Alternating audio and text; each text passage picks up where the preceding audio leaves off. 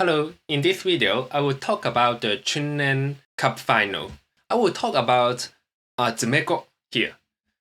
Before I checked this game and I was not intended to talk about the game because currently we have AI to study the game. I will use AI to help me to understand the game. If I could not find something that is very inspiring and interesting to me, in my opinion, it is not very meaningful for me to record a video talking about the game, as nowadays we could study the professional games by ourselves. So initially, I was not planned to talk about this game, but I have spent some time to manage my website, my question bank, and very luckily, I find something interesting that is related to the game. So let's take a look what happened next in this game.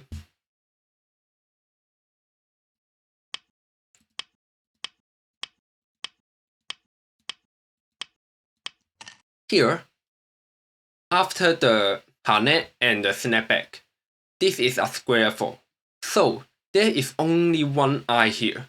If black need to leave the group, then black need to make another eye at the corner.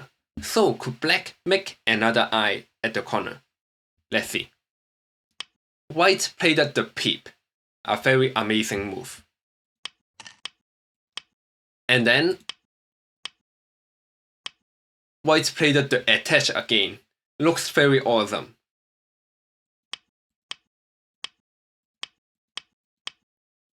But after some exchange, black lifted the group at last. There is one eye here, and the group is left. I will talk about their variation a bit more detailedly later. But actually, this is a very common shape, because this is a common joseki since many years ago, and we always need to know what will happen after this jump. Is there an eye at the corner? This is an important question for Go players, even for hobbyists. So, this question indeed was recorded in the Encyclopedia of the Life and Death, which is the Japanese Go book. And my website have recorded that.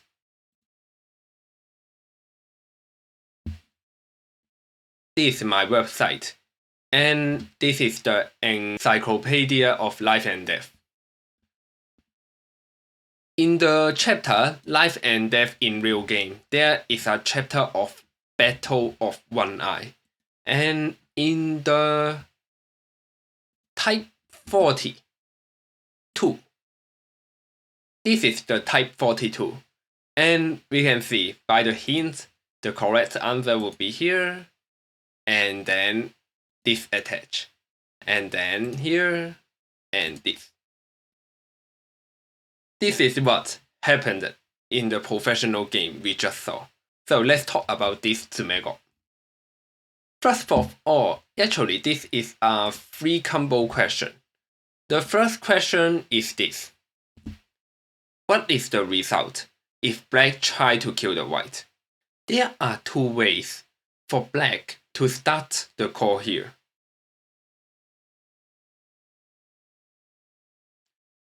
The first one is after this push, black play this diagonal move. The simple move would result to a call, because after white play this extend, black just play the harness, and this is a call.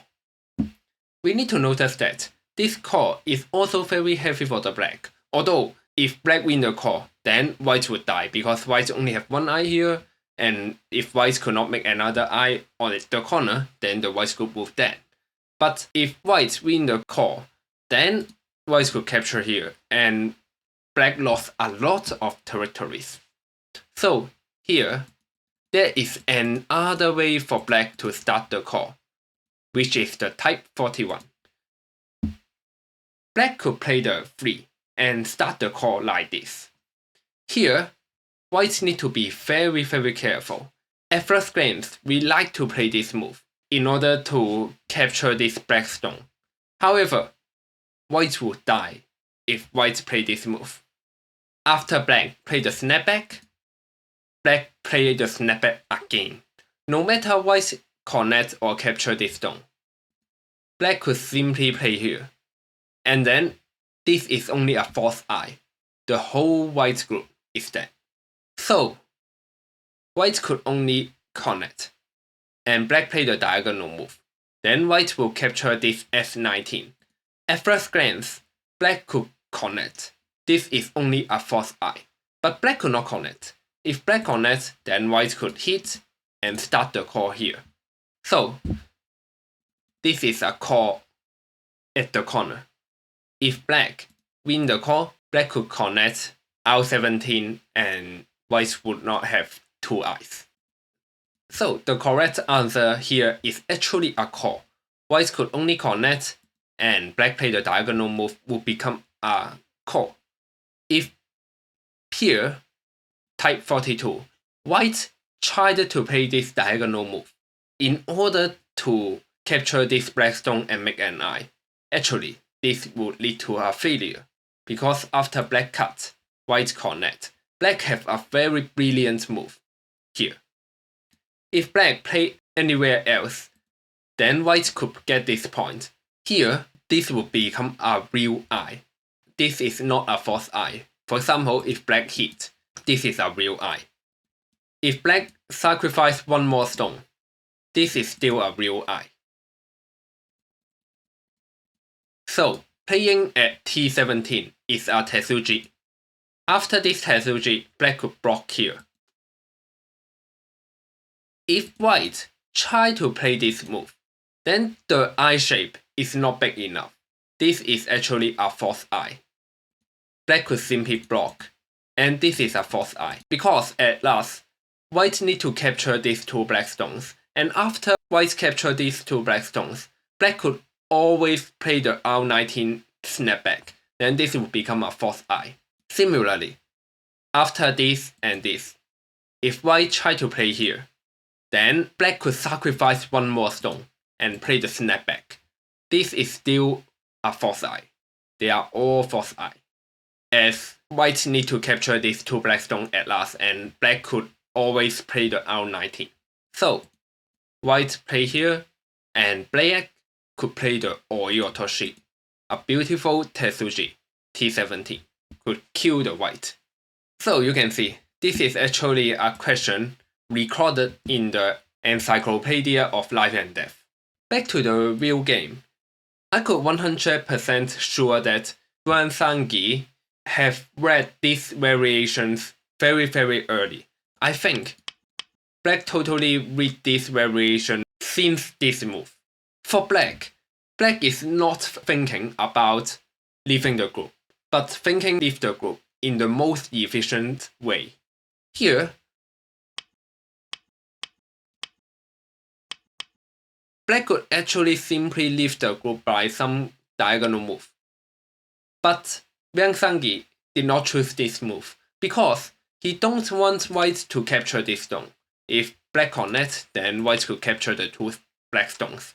This group is going to die. So black could only play here to sacrifice one stone here. I think Sangil thought that this sacrifice would let the white become more thick, and maybe he don't like this variation. So he chose to play the hit and connect, which this variation is emphasizing that the white is not very clearly connected, and so white still need to take care of the weakness. Locally, white may play here to start the call, but this call, I have explained it in the question. The cost of this call is also very heavy for the white. If white try to start the call here, this call would be very heavy burden for the white too, and black is confident in the call threat. So Lee played this tip. If black connects and white play this again, this time the burden of the call for the white would be much lighter. these results would not be satisfied for the black. But Byun already calculated well. He spotted the weakness of the white group, so he's brave enough to play this diagonal move. Similarly, white played a cut and played this attach. But this time, before black played this, if black directly played this, then white could play this Oi or Toshi to capture the stones at the corner. But black first plays the push and then cut. These have limited the liberties of the white group. After the exchange, black could hit and play here. Locally, white could sacrifice 2 stones and play the snapback. But if white sacrifice 2 stones, this is an Atari and the whites need to capture, then the black could connect. So, white could not kill the black already. This calculation looks very amazing. Yes, I would say the calculation is deep, but I think there is some easy job for the top players like Byun and Sangil. And as you can see, this is something that written in the Encyclopedia of Life and Death.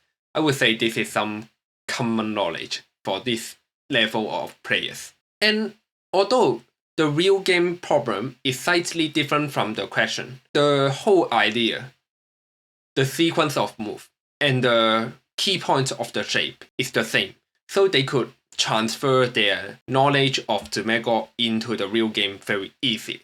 So that's all for this video. Remember to check out my website and do more tsumego so you could calculate as fast and as accurate as these top players. Thank you for watching and see you next time.